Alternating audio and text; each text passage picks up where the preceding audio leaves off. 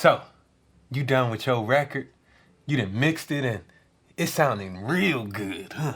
Real good. And now you ready to share it with the world. You gonna put that thing on DistroKid? Well, make sure you go down to the description and use my VIP code so you can save some money, man.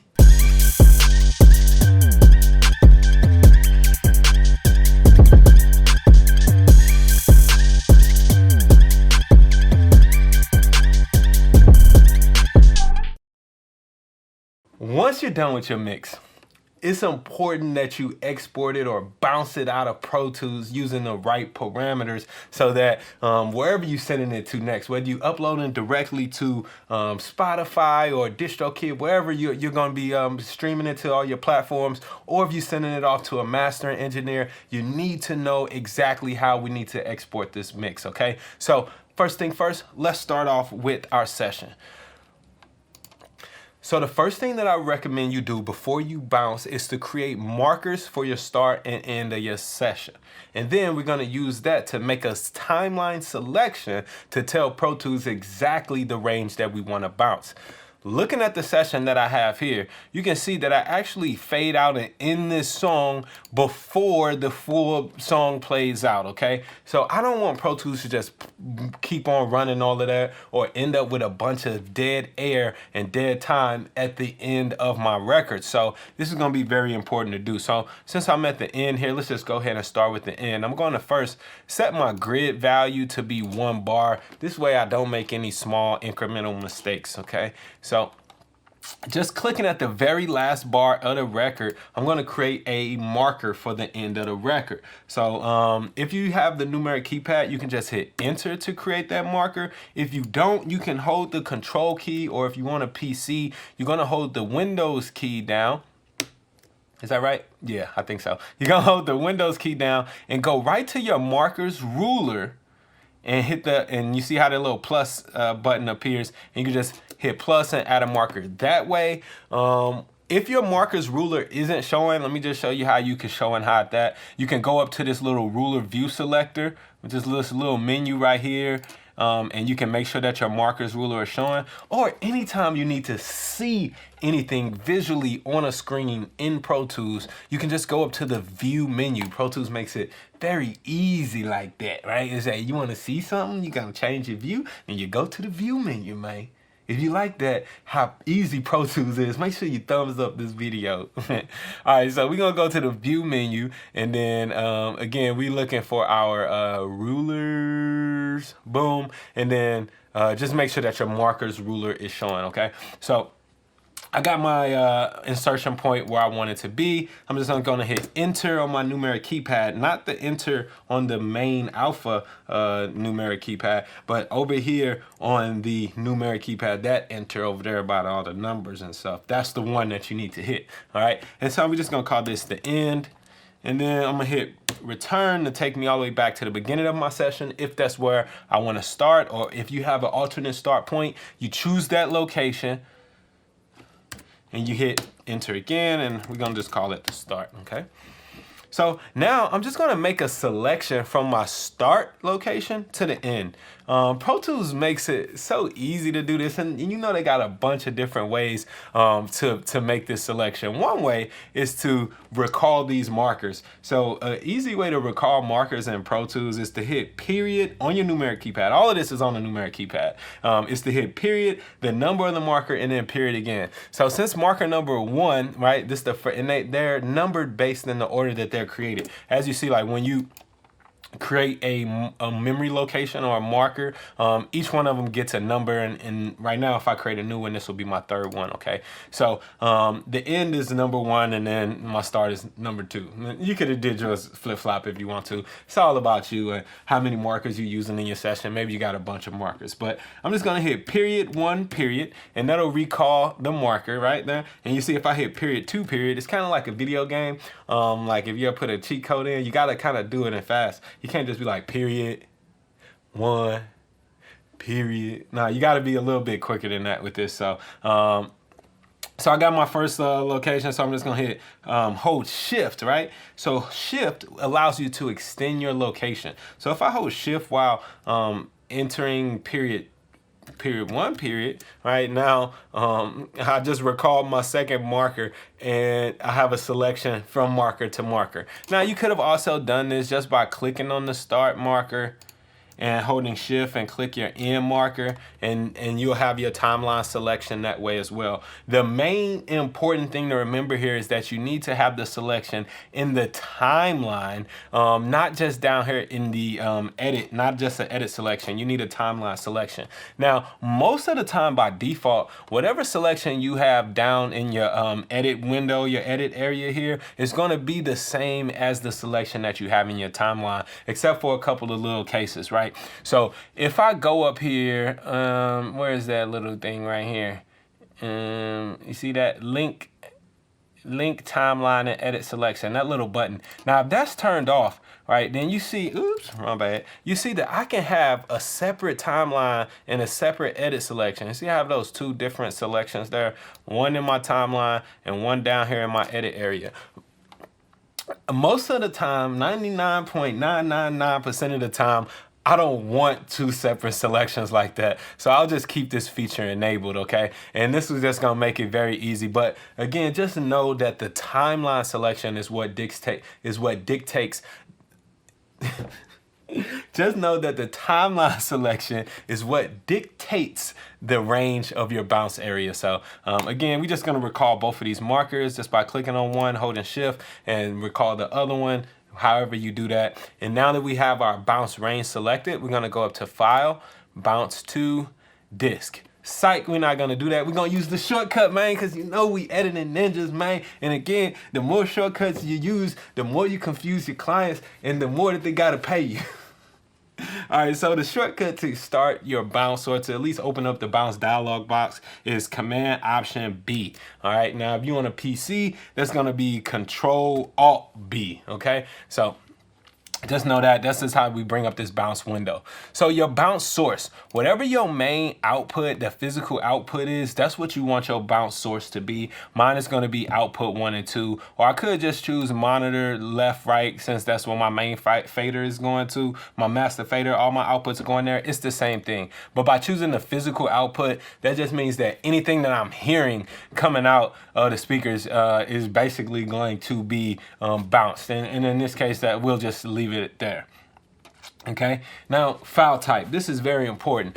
Wave is probably the best file type to go with, not just because, you know what I'm saying, we wavy seals and all that, and I'm Wayne.wav. Yeah, that's why.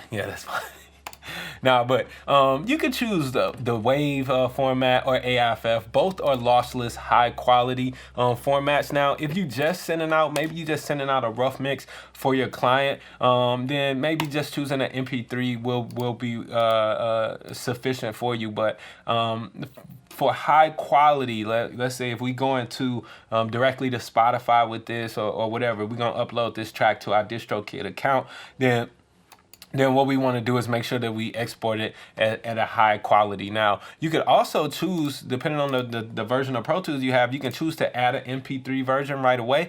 So it'll bounce down 2 files. It'll be a WAV file and the MP3, which is great. Now, one of the most important things that we want to do here also is to make sure that we have the correct format selected, okay? Whew. Let's take a look at what these different formats are and what could possibly, what will happen to each one. So you see that mine is on interleaved. We'll start there. Interleaved is the one that you want. So if you want to skip this section, for the most part, you can go ahead and go to the next part of the video. But no, interleaved is the one that you want to use most often, right? Interleaved basically is going to take your stereo file, right? Since you have 2 channels of information, you got a left channel information and right channel. Interleave is going to interleave both channels of that information into one single stereo file. Now, this is typical of like when you listening to something on your iPod or whatever. People still got iPods. When you listening to something in iTunes or whatever, when you listen to that beat file, that if it's in stereo, that's a stereo interleaved file, okay? Now, we also have multiple mono. When you export a file in multiple mono, what's going to happen is you're going to have two separate WAV files in this case. One with the left channel information and one with the right channel information. Now, depending on what you're about to do next, maybe you're going to bring this into another DAW or into another session. That may be fine, where you want to manipulate the left and right channel separately. That's fine. But if you're going to, if your end destination is for a consumer, then you need to make sure that you are interleaved. If you choose mono sum, that'll basically fold your left and right channels together into one mono file. So all the panning and stereo information is going to be lost there, and everything is just going to be folded down to mono. Maybe there's some reasons for you to do that, but most of the time there's not. Okay, so we're just going to stick with interleaved 99% of the time. Okay. Now, when it comes to bit depth, let's say we're going directly for upload to our streaming services, okay? Bit depth, we're going to keep it at 16-bit. That's CD quality bit depth. And the sample rate, we'll keep that at 44.1 kilohertz, also CD quality sample rate, okay? Now, let's say that we're going to send this file to a mastering engineer and not just keep it, not just automatically distributed it, right? Maybe it needs to be mastered first. Then what you want to do at that case is keep whatever sample rate and bit depth that you recorded the session at. Now, I definitely recommend that you record and mix at 24-bit, 48 kilohertz. So if that's where your session is at, keep it there. Otherwise, yeah, if you're going to master it, keep it however you recorded the session, and then send it off like that, okay? But I definitely recommend that you should be recording at 24-bit, 48 kilohertz at least, okay? But yeah, if we're going to a CD or directly to iTunes or directly to MP3 or streaming services, 16-bit, 44.1 is where we're gonna want to go for our bounced file. Make sure that you name the file. It's going to be very important to name the file. And I love how the new Pro Tools kind of just gives you these automatic extensions, _1, _2, and 3, because they know it ain't going to be our last time working on this, all right? Yeah, and then you choose where you want to bounce that file to. By default, Pro Tools will automatically create a bounce file folder inside of the session file folder of the session that you're working on. So wherever you saved your session, there should be a folder there that says bounce files after you bounce this, and you'll be able to find the files that you actually bounce out. And then lastly, we have this choice of offline or not offline. Whenever I'm with a client, I always do the real-time bounce. And oftentimes, especially even if I'm not with a client, most of the times I'll do the real-time bounce. That means that this offline is not going to be checked. Now, the benefits to doing the real-time bounce is that I actually get to listen to the mix another time. I get to put ears on it one more time before sending it out to the mastering engineer or sending it out to the client or whoever is going to be receiving this, right? You get one last time to listen over it, which is always crucial. Now, there are a lot of times when I do use the offline bounce. Offline bounce is just going to render the file. It's not going to be in real time. You're not going to hear it when you're bouncing off offline. It's just going to, you know, do the computing and make the file for you, which is great. I use that a lot if I'm working on very long sessions like podcasts or audio for one of my videos, right? When I edit up the audio for this video, you know, and it's like 30 minutes long, I don't want to sit there and listen to the whole thing again as it bounces down. So I'll do the offline bounce in those cases, okay? So those are your choices. But I definitely recommend to use real-time bounce as much as possible because I just can't tell you how many times I've found an error or mistake or something, just a minor tweak I wanted to make just by being forced to listen one last time to the whole project all the way through, okay? So, but if you're in a time crunch, then you can choose the offline bounce, yeah, and then bounce it that way. I found that the offline bounce is also really good too. If your computer is having trouble just keeping up because maybe you're using a lot of plugins, you're running out of RAM or whatever, well, the offline bounce will basically allow you to bounce it without using all your resources in real time, so it can just do its own thing.